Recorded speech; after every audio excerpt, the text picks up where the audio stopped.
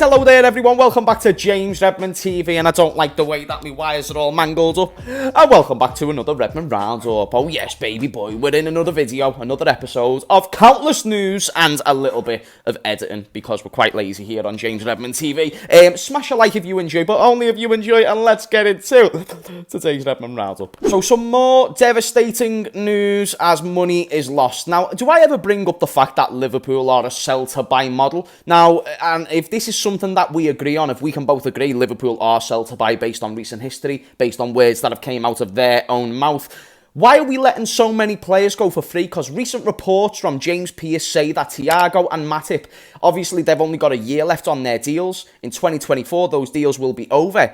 And it doesn't seem we're letting any of them go this summer, which I think is smart. But then I also think these are two more players on top of Gini, on top of Firmino, on top of Oxlade, on top of Keita, who are going to be leaving for free. And yes, I did say Oxlade and Keita, although they may not have been world-class players and massive losses, they were massive losses financially. Combined, they cost £90 million. When you lose £90 million worth of players, best believe that never worked out. And now you need to go and get what they were supposed to be. But again, I go back, we're sell to buy, and we've got no one to sell. So that's the issue, and that's the problem that I've got at hand. And as you can see, I'm losing my brain cells more and more. I only had a few to start with, but more and more every single day. So it's a big shame. But let me know what you think about that news. And in tonight's stream, we are going to talk a little bit more about that, because I'd be intrigued to know what you think about another two big names or players that have been big names for our club who are now going to be going for free. Another player who could be out the door as well is Nathaniel Deeney Van Phillips. Now, Nathaniel Deeney Van Phillips, always done a job when he stepped up to the plate. Feel like he's a very, very sound player, but I have seen reports linking him with Leeds United, and I've also seen a valuation of roughly £10 million. Now, we do need to get players out of the door to accumulate those funds, and although Nat Phillips is being more than a reliable option, we've got the Cruyff turn against Zlatan Ibrahimovic.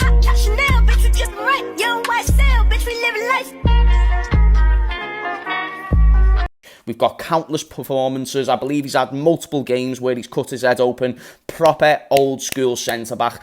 You know, it was kind of like the Martin Skirtle that we never had. You know what I mean? It was just, Nat Phillips was just really, really good any time that he played. And I'm really proud of the career that he's ended up having. I'm glad that he was able to get an FA Cup and a League Cup. But now I do think it's time to go. And I'd love to know if you agree with that sentiment. I also think that the Leeds United move would be a good move for him personally. If I'm going to advocate for his career for a moment, I do think a move to the Championship, I think there's a great opportunity to get right back to the Premier League. So not only win a League Cup and FA Cup, but potentially get promoted with a Championship team, a big team like Leeds United. I don't think there's a bigger team in the Championship, to be honest. Maybe you could find me one, but in terms of name value, I think that'd be great for him. So give me the money, let him go there. Happy days for everyone. Now, there's three things in life that are always going to come back and round: bills, problems, and Mbappe being linked with Liverpool every single summer. It's just one of those things where the only hope we have of signing Mbappe is by buying him with monopoly money. We have no other currency in which PSG will be willing to accept, because we have not got the facilities to be buying players like this. Recent reports suggest that 250 million is what Liverpool are willing to spend on Mbappe. No, they're not reliable, and yes, you should ignore every single thing of these reports. Same goes if we are linked with any more big players going forward. The only reason why I'm bringing up this Mbappe news is on the premise that there's going to be more news with Barella, with big names. I'm just basically saying to you, anticipate it and expect nothing, as you should, because based on reference and case studies, we have not got any or many examples where we get the big names or get linked with the big names and then don't actually end up buying them. Again, I'll give credit for Thiago.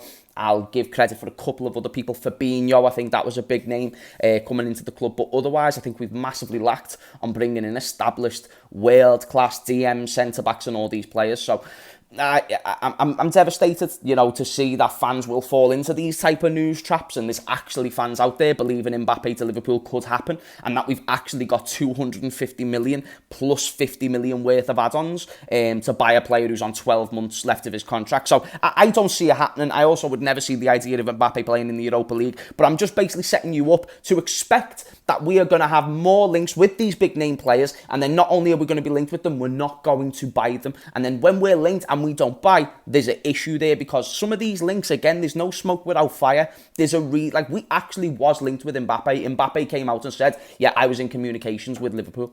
But then you've got to think, how serious was Liverpool going after Kylian Mbappe?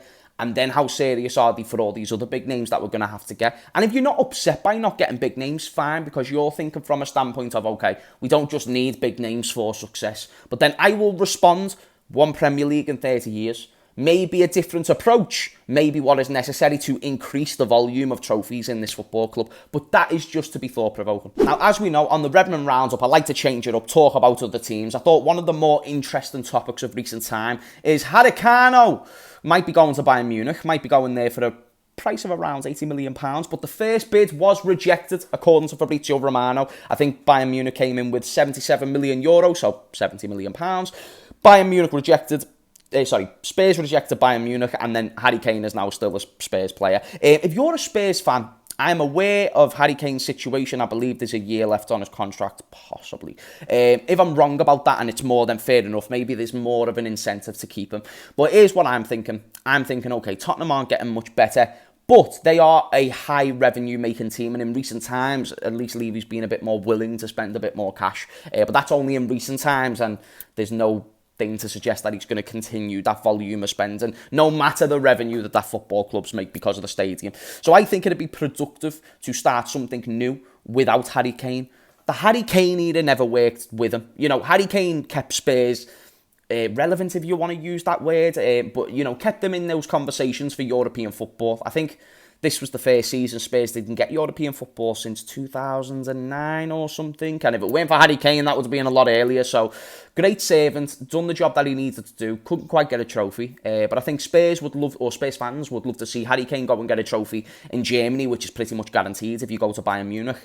And then not only that, he gets to have a good career. Spurs can start a new project. And I just think it's what all parties need, because even Spurs relying on Harry Kane and building a team around Harry Kane, he does not want to be there. So not only are you keeping a player who doesn't want to be there because he has ambitions, you're also going to be keeping. You're also going to keep trying to build a project, a team, or a trophy-winning project around a player that hasn't worked around yet. So yeah, I do think this would be more productive if they sold Harry Kane. I think it's best for all parties. But if you are a Spurs fan, I'd love the insight in the comments down below, because I'm just a bozo Liverpool fan. I have no idea what I'm talking about sometimes. And last but certainly not least, Arsenal fans. Did you think that I was just going to forget about you? Arsenal are getting active, man. And I see Arsenal fans sometimes message me. I'm planning on getting Lee Gunner on the channel soon, because I'd love to hear his perspective, because I think Arsenal have been showing agency in recent times. I think they're kind of in the similar mould of what we was when they missed out on the league. They went again next season and really shown that agency, like, no, next year we want to go and win this league title, mate. You know, when we got Fabinho, Van Dijk and stuff like this. Now, although I don't rate the Kai Havertz signing, I can see in a world where it works, but I don't think it's going to be this almighty great signing. But it does add to the squad depth. So if he's coming off the bench, good signing. Jurrien Timbers is the next player to be linked with Arsenal, and I think that's intriguing. You know, one of the better younger centre-backs in Europe right now. When I've watched them, which isn't often, but when I've watched them, I've saw things that are good, and I've saw things that are meh. But I think overall he becomes a good centre-back. And with the development of the young team, with the way they're building that team, and they've already got Saliba, Gabriel is still young, I think there's a place there for Timbers. And what I like is that it's not a super necessary signing. Yes, you can always do with more centre-backs, but Ben White sounds, Gabriel sounds, you know, Saliba's boss. So to get another centre-back shows that Arsenal are putting forward the agency, recognising, okay, for us to compete on all fronts next season, we need a squad, and let's get these centre-backs in place. So we have just that, a squad. Now, we need to see a lot more materialise before we expect Timbers wearing an Arsenal shirt, but I do think it shows agency and the type of agency that they need. Like, they've already got Odegaard, but they still went and bought Havertz. We wouldn't do that at Liverpool. That would not happen. If we had Fabinho, we're not going out and getting Casemiro. It does not happen. And you went and spent like 50 M's on Kai Havertz. He weren't just a small signing. So I'm not giving you discredit. I'm giving you credit. I think it's great. I think Arsenal showing agency, and also lowering the excuse. I think if Arsenal fans use the owner excuse next season, if they continue the rate of purchases, so say if they get another attacker, they most definitely need another midfielder, then yeah, I think Arsenal can be given high praise. You know what I'm saying? I think they've shown a lot of agency, and when they couldn't get Caicedo, they still went and got Jorginho, who, yes, I question the signing, but apparently he's been good for Arsenal, so why are you complaining? So yeah, I think Arsenal fans, at least currently, shouldn't be too complacent about the owner situation. And I know I've just pissed off a lot of Arsenal fans, but I think the volume of players they're bringing in, it's showing that they can maybe compete next year again. So if you competed next year, spend more this year, let's hope for the best. But I don't care because, as I say, I'm a Liverpool fan, even though I'm wearing sky blue. Anyway, guys, thank you for watching James Redmond TV. That has been the end of today's Redmond Roundup, and I will see you beautiful people later, yeah?